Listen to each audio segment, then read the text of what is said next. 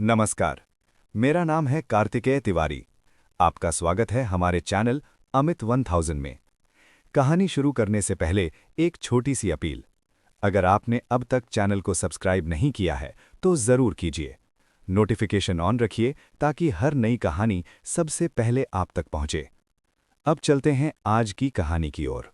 रिश्तों में बढ़ती हिंसा की एक डरावनी लहर। पिछले कुछ समय से देश के अलग अलग शहरों, अलग अलग राज्यों से एक जैसी खबरें सामने आ रही हैं। कहीं पत्नी पति को मार रही है, कहीं पति पत्नी को। कभी शादी के फौरन बाद, कभी हनीमून के दौरान और कभी शादी के 10-15 साल बाद। लेकिन आज की कहानी इन सब से अलग है।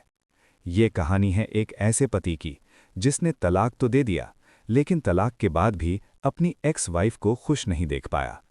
वो खुश कैसे रह सकती है? उसके मन में बस एक ही सवाल था, मुझसे अलग होकर वो खुश कैसे रह सकती है? और यही जलन धीरे धीरे नफरत में बदल गई। नफरत इतनी खतरनाक कि उसने तय कर लिया, अगर पत्नी को दर्द देना है तो सबसे पहले उसकी फैमिली को खत्म करना होगा।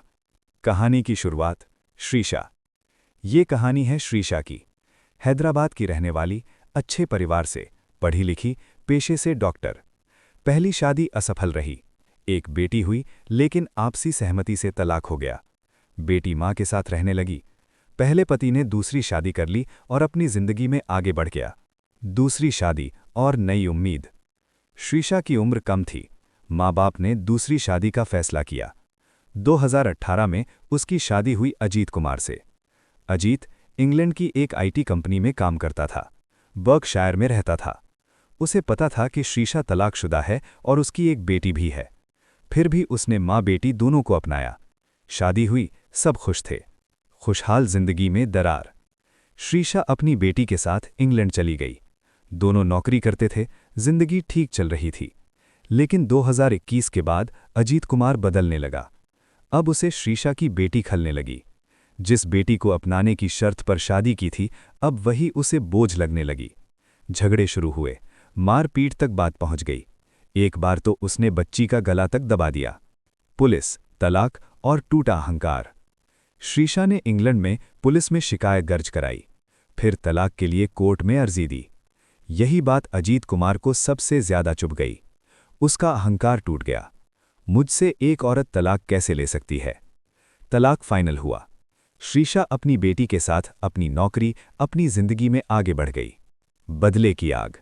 लेकिन अजीत कुमार अंदर ही अंदर जल रहा था। उसने तय किया, मैं उसे खुश नहीं रहने दूंगा। और उसने सबसे खतरनाक रास्ता चुना, उसकी फैमिली को खत्म करने का। शादी से पहले मौत की तैयारी। उसे पता चला कि 3 जून 2023 को हैदराबाद में श्रीशा के भाई की शादी है। पूरा परिवार इकट्ठा होगा। श्रीशा इंग्लैंड से हैदराबाद आ गई। जहर की शुरुआत।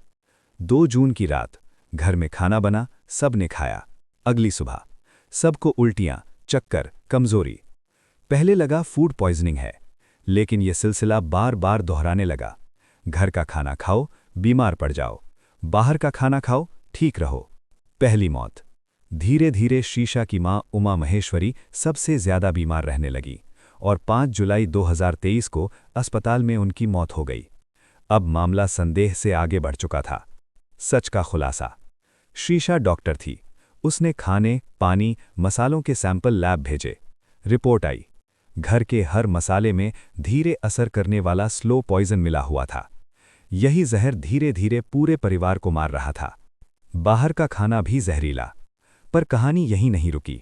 जब घर का खाना बंद हुआ और बाहर का खाना मंगाया गया, तब भी बीमारी शुरू हो गई। लैब रिपोर्ट ने सबको हिला दिया। बाहर से मंगाए गए खाने में भी वही जहर मिला हुआ था। मास्टरमाइंड कौन? हैदराबाद पुलिस ने जांच शुरू की। सीसीटीवी फुटेज, डिलीवरी बॉय, हर कड़ी को जोड़ा गया और सच सामने आया।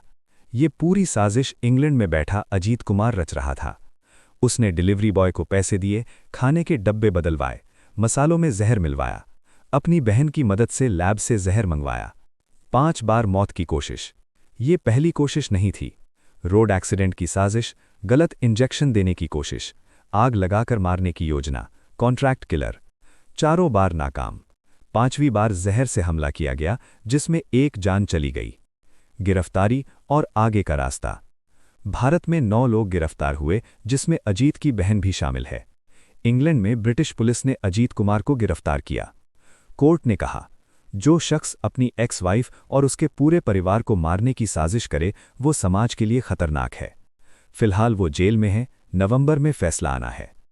आखिरी बात, तलाक के बाद अलग हो जाना एक बात है, लेकिन नफरत में किसी की पूरी दुनिया तबाह कर देना, ये क्रूरता है। अगर रिश्तों में समय रहते सोच लिया जाए तो शायद अपराध जन्म ही न ले। इसी के साथ आज की कहानी यहीं खत्म होती है।